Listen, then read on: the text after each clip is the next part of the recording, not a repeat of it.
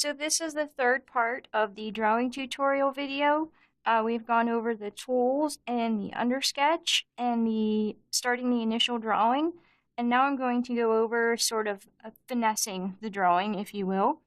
So this is where we're at. And at this point, I'm going to go in with my smudge sticks and sort of smooth everything over.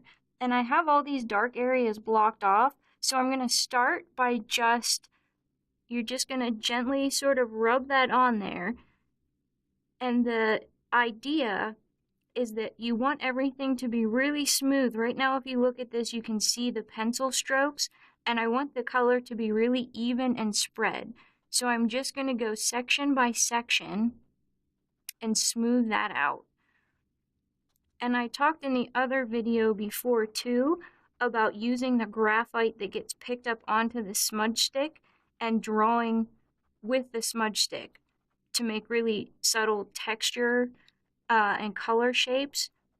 And I'm going to do that in a second as soon as I get all of this evened out.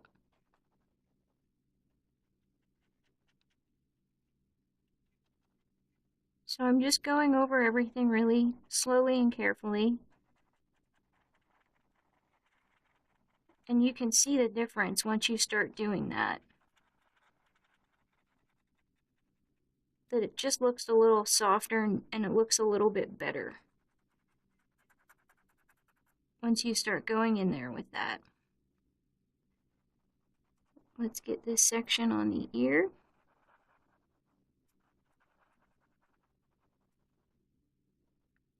And let's get this section around the eye. And I also mentioned before that I end up sort of going over each of these sections multiple times over the course of a drawing, depending on what I want to be darker and what I want to be lighter. And that's okay. It's all sort of progress and just working in steps. So let's work on the eye. That's going to be a good example of how I draw with this smudge stick. So I've just smoothed all these areas out. I have a lot of graphite on here. And if I look at my reference photo, I can see that the top part of the eye is a little darker. There's a little bit of a shadow on it. So I'm going to use this smudge stick, and I didn't color any of this in. This is all just graphite that's on the smudge stick. And I'm just going to sort of carefully go and color that in. And if it starts to run out of graphite, I can just run it over a dark area and pick more up.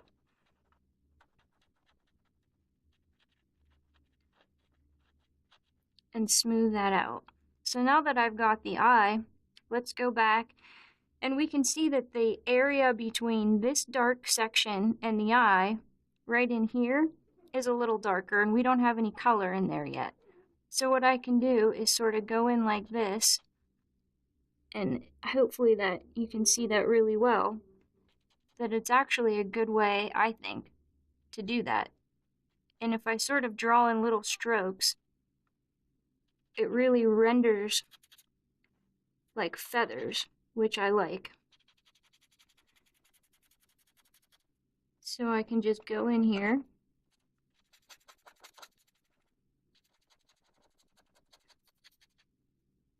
and sort of spread that around. Okay, and now let's look right here. You've got some little feathers right here that are darker and they sort of spread out. So how we can visually represent that is just by making these little sort of colored areas. Again, just drawing with the smudge stick. And they don't have to be perfect. They're not, exactly evenly spread, and they're not uniform. So if there's a little bit of difference, that's okay. And those areas sort of get wider as you go out.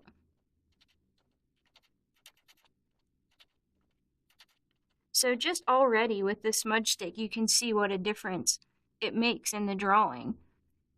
And basically at this point, I'm just going to go back through and sort of keep working on this and finessing it, for lack of a better explanation. I'm just going to keep drawing with this and sort of adding feathers and details Now this area, there's a lot of white in there, so I don't want to mess with that. Although here is something I just noticed that's an important lesson that is actually a mistake that I made. So if we're looking at my drawing, here is the white area that I had sort of blocked off quickly, and here is this dark area. But if we look on the actual reference photo, that white area and dark area are actually touching, which on mine, it's not. So if I was horribly bothered by that, I could go in and erase it and alter it. But again, this is my drawing, and it doesn't really bother me that much. In this case, we can sort of get away with it, so I'm not going to worry about it that much. If this was a different drawing where it made a big difference and it sort of prevented the drawing from looking good, I would go back and alter that, but in this case, I'm not going to worry about it. And so for this dark area too, we can see up here that these feathers are sort of gradually ending really in a soft way. So I can just take the smudge stick and pull this graphite off like this. And that's sort of a nice little detail. So now I'm going to pick up my 3B pencil because there's some areas that I want on here to be a lot darker. One of them is the pupil. So I'm just going to go in here with the 3B pencil and color over it. I'm going to color what I've already colored. And you can tell, let me get this finished up and show the whole area. So you can tell now, right now, after I've done that, that is by far the darkest area on that drawing. And there's some other areas that I want to continue that with. So this part in the eye, I want this to be a little bit darker. So I'm going to go in there and color that up again. And I'm also noticing that this part right here is a lot brighter than I want it to be. So I can pull that graphite down onto there, and it doesn't make it extremely dark, but it looks a little bit better now. So this is sort of what I would say takes the longest in the drawing, but to me is also the most enjoyable part, because this is when you're really making it look good and you're really selling the drawing, is when you're adding these little sort of details. And there's maybe some darker areas in here around the eye, so I can sort of go in and add some details in here just so it's broken up a little bit. It looks a little more interesting. Again, in here, maybe I'm going to add some darker sections. I want this ear to be darker. And you may have noticed also that even though I'm working on the finished drawing, you can still see, it's very light, but you can still see some of those initial blue lines. I'm okay with that. It doesn't bother me at all. You can go back and erase them. I like to keep them because I think it looks interesting, and I like to show the progress. Some people don't like that. It's totally up to you.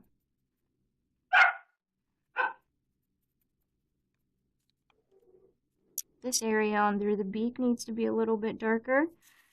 So let's sort of go in here. And I want to be really careful right here because I have these feather details that I don't want to lose. Thank you, Suki. So I want to keep that. And maybe I might add some darker colors right here.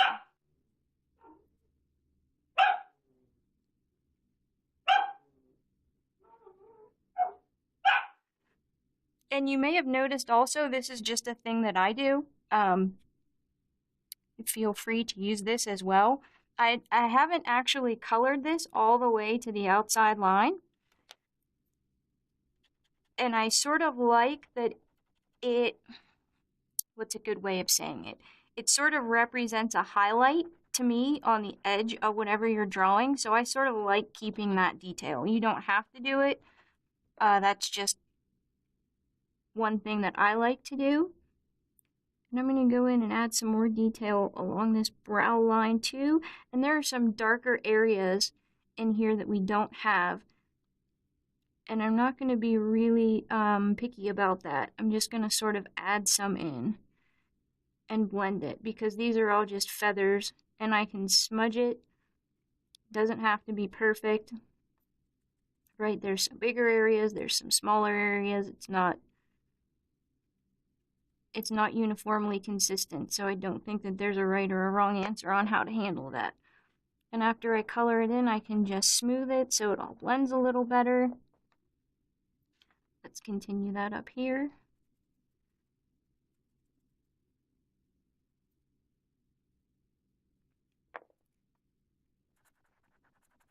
So there's some darker feathers up there.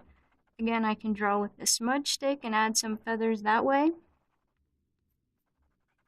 So there's sort of a couple different ways that you can handle all of this. If you don't feel comfortable just drawing with the smudge stick, you know, you can color it with a pencil and then go in and blend it if you like doing it that way better.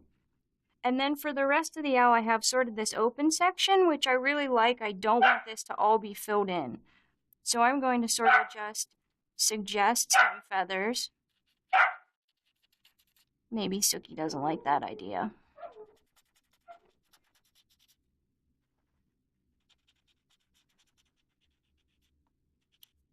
And I'm just going to continue doing this until I feel good about where this drawing is at. And the last part that I'm going to add is the watercolor and the heart bubble. So that's going to be the next video.